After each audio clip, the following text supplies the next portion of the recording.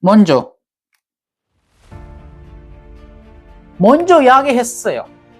무limma 키우와. 제가 먼저 이야기했잖아. 이게 이렇게 하면 안 된다. 이런 식으로 하면 나중에 곤란 나온다 이야기했잖아. 왜 그들을 안 해? 제가 먼저 이야기하면 잘 들어서 그들 해야지. 그들 안 하잖아. 몇 번 말하는데. 이야기하면 잘 들어서 그들 해야지. 이게 무슨 말인지 몰랐으면 바로 말해야지. 제가 무슨 말 아닌지 모르고 어떻게 해?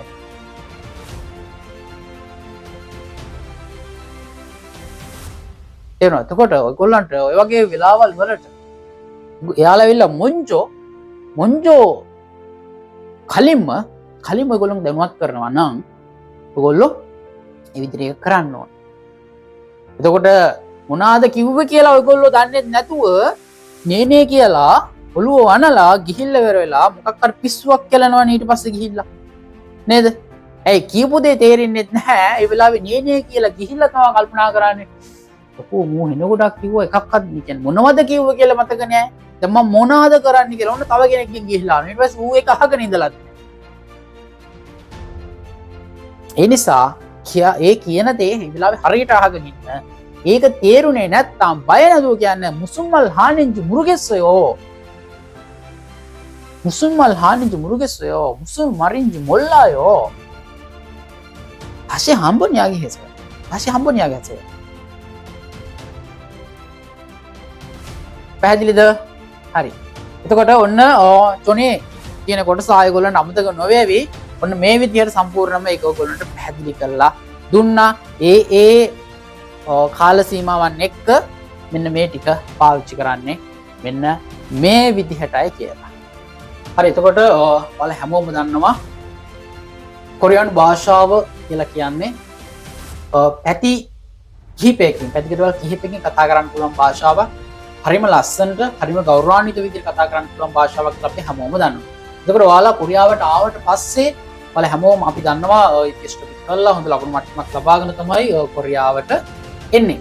ඔබ ඒ විදිහට ආවට පස්සේ ඔබ ආයතනයක වැඩට ගියාට පස්සේ ඒ ආයතනය තුල වැඩ කරගෙන යනකොට ඔබ අපහසුතාවයට ලක් වෙනවා. මොකද්ද හේතුව? කොරියානු භාෂාව කතා කරගන්නට තියෙන අපහසුතාවය සහ ඔවුන් කතා කරන දේ ඔයාලට තේරුම් ගැනීමට නොහැකි වීම හේතුවෙන්. ඉතින් මේ වෙනකොට 2025 පළමුවෙනි කණ්ඩායම මේ විදිහට මාර්තු මාසයේ අවසන් වීමට නියමිත වෙලා තියෙනවා. එතකොට කොරියානු භාෂාව සරලවම ඔයත් ආසාවෙන් සතුටින් ඉගෙන ගන්න ආස කරන කෙනෙක් නම් කොරියානු භාෂාව ඉගෙන ගන්න ආස කරන කෙනෙක් නම් ඒත් එක්ක ඉදිරියේදී ඔයාගේ වීසා එක චේන්ජ් කරන්න බලාපොරොත්තුෙන් ඉන්න කෙනෙක් නම් ඒකම ආයතනයක් තුළ හොඳට කතා බහ කරලා ඒගොල්ලෝ කියන දේ හරියට තේරුම් අරගෙන කතා බහ කරලා හොඳට වැඩ කරන්න ආස කරන කෙනෙක් නම් ඔයාටත් පුළුවනි ඔන්න තේහන් ඇකඩමි 2025 දෙවෙනි කණ්ඩායමට ඔයාට ඉන්න පුළුවන් ඉතුලත් වෙන්න පුළුවන් ඔන්න අවස්ථාවක් තියෙනවා.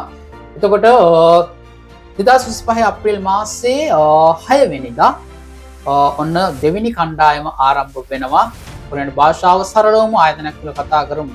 අපි මෙන්න මේ පාඨමාලාව ඉතින් ආරම්භ වෙනවා ස්පෝකන් ක්ලාස් එක 2025 4 වෙනි මාසයේ 6 වෙනිදා. ඉතින් එහෙමනම් ඔන්න ගොඩ දෙනෙක් අහලා තිබ්බා කවද්ද ක්ලාස් එක පටන් ගන්නෙ කොහොමද සම්බන්ධ වෙන්නේ? මේ කියන ප්‍රශ්න ගොඩාක් අහලා තිබ්බා. ඔන්න ඔයාලට මේ ඔක්කොටම විසඳුම් හම්බ වෙනවා මෙන්න මේ ඔසේ. ඔන්න කොරියානු භාෂාව හරියම විදිහට ඔයගොල්ලන්ට සරලවම ඔයාලත් එක්ක සම්බන්ධ වෙලා මේ විදිහට සරලවම සාකච්ඡා කරන පාඨමාලාවක් මේක. ඒතර මේකේ පාඨමාලා කාලය මාස 3යි. පාඨමාලා කාලය මාස 3යි.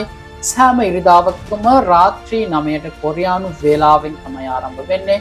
Zoom live ඔස්සේ තමයි ක්ලාස් එක සිද්ධ වෙන්නේ.